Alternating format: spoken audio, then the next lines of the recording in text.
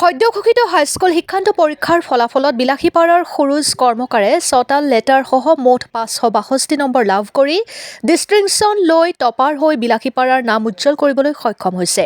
সুৰুজ কৰ্মকাৰ বেচৰকাৰী শিক্ষানুষ্ঠান বিলাসীপাৰাৰ Madhav Das memorial school of basic ছায়েন্সৰ ছাত্ৰগৰাকী অসমীয়াত 99, বিজ্ঞানত 94, এডভান্স গণিতত 95, সাধাৰণ গণিতত 94, ইংৰাজীত 92, সমাজ বিজ্ঞানত 83, মুঠ 562 নম্বৰ লাভ কৰে। ছাত্ৰজনৰ পিতৃ সমীৰ কৰ্মকাৰ, মাতৃ টুকন কৰ্মকাৰ আৰু গাইড মাষ্টাৰ তপময় সাহা।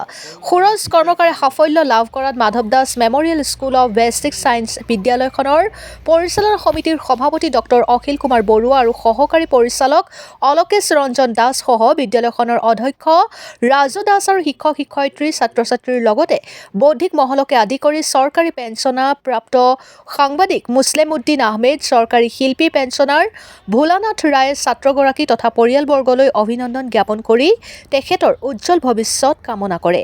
উল্লেখ্য যে বিদ্যালয়খনত মেট্ৰিকত 26 জন পৰীক্ষাৰ্থীৰ ভিতৰত প্ৰথম স্থানত 15 জন, দ্বিতীয় স্থানত 11 জনে উত্তীৰ্ণ হয়। বিলাসীপাৰাৰ পৰা জহিৰুল ইছলামৰ ৰিপৰ্ট, অৰুণোদয় আছাম।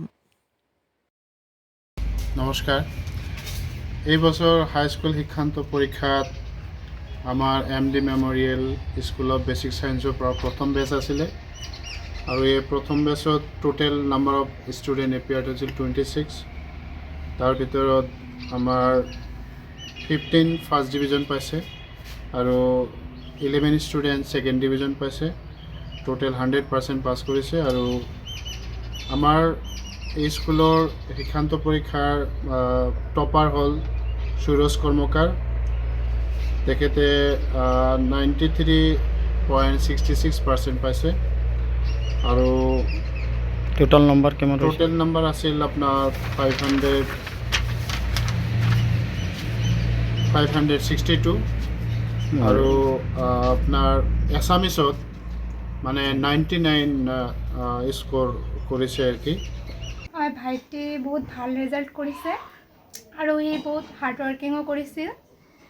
তো আৰু এইটোৰ বাবে মই তাৰ স্কুলৰ টিচাৰবিলাক যিবিলাক আছিল তেওঁলোককো ধন্যবাদ জ্ঞাপন কৰিছোঁ, কিয়নো তেওঁলোকেও বহুত তাক গাইড কৰিছে আৰু তাৰ টিউটৰিয়েল টিচাৰবিলাক যে আছিল তেওঁলোকেও তাক কিবা প্ৰব্লেম হ'লে কল কৰিছিল যে কিবা প্ৰব্লেম হ'লে মোক জনাবা, মই সদায় তোমাৰ পাছত আছোঁ, এনেকৈ কৈছিল। আৰু ইয়াৰ বাবে মই মোৰ ঘৰৰ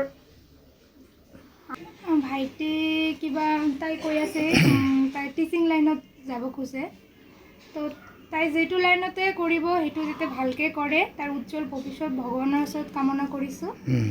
আৰু এইচএছত যাতে সেইটোতো ফাৰ্ষ্ট ষ্টেজ হয় লাইফৰ, আৰু এইচএছটো যাতে সেইটোৱেই লাইফৰ মেইন পাৰ্ট, সেইটো যাতে ভাল ৰিজাল্ট কৰে সেইটোৰ বাবে আশা ৰাখিছোঁ। হয়, মই এই সফলতাৰ পিছত মইতো প্ৰেক্টিছ কৰিছিলোঁ, কিন্তু ইয়াৰ বাবে লাগিব সঠিক গাইডেঞ্চ, যিটো অকল প্ৰডিউচ কৰি যিটো দিব পাৰে গাইডেঞ্চ, সেইটো অকল মানে টিচাৰ্ছে দিব পাৰে। আৰু সেইটো টিচাৰ্ছ আছে মোৰ কালচাৰ, যিজনে মোক যি ক'ব পাৰে মই 24/7 যোনে মোক ছাৰ্ভিচ মানে কি ক'ম, নিজৰ ভাইটিৰ দৰে যিজনে চাইছে মোক, তাৰ ফলস্বৰূপে হয়তো মই আজি এই 99%টো কেৰি কৰিব পাৰিছোঁ অসমীয়াত। মেট্ৰিকৰ ৰিজাল্ট ওলাল, ভাল লাগিলে, ইমান ভাল ৰিজাল্ট কৰিছোঁ আৰু ভাল হ'ব বুলি আশা কৰিছিলোঁ, কিন্তু বহুতো চেষ্টা কৰিছিলোঁ, তাৰ ফলস্বৰূপে এইখিনি পাইছোঁ আৰু চেষ্টা কৰিম, এইখিনিয়ে আৰু কোনে তোমাক গাইড কৰিলে? আৰু কোনে গাইড কৰা বুলিলে মোৰ টিচাৰ্ছবোৰে মোক সদায় হেল্প কৰি গৈছিল। বিশেষকৈ তপময় ছাৰেতো মোক 24/7 য'ত কয়, যেতিয়াই ফোন কৰিছিলোঁ তেতিয়াই কিবা প্ৰব্লেম থাকিলে ছল্ভ কৰি দিছিলে। আৰু স্কুলৰ টিচাৰ্ছ আৰু যিমান টিচাৰ্ছ আছে সকলোৰে বহুত ভূমিকা আছে, লগতে মোৰ ফেমিলি মেম্বাৰ্ছৰো বহুত ভূমিকা আছে, চবেই মোক হেল্প কৰিছিলে, সেইকাৰণে আজি এইটো কৰিব পাৰিছোঁ।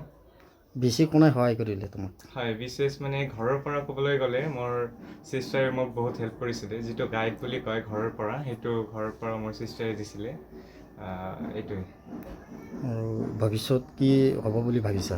হয়, মই টিচিং লাইনত যাম বুলি ভাবিছোঁ আৰু ছায়েন্স ষ্ট্ৰীম ল'ম বুলি ভাবিছোঁ।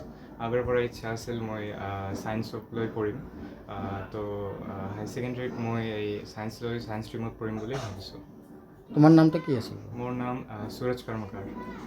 হয়, মই এই সুযোগতে মই আপোনাৰ চেনেলৰ জৰিয়তে গোটেই অসমবাসীক আগন্তুক ৰঙালী বিহুৰ শুভেচ্ছাৰে মই মোৰ চমু বক্তব্য আৰম্ভ কৰিছোঁ।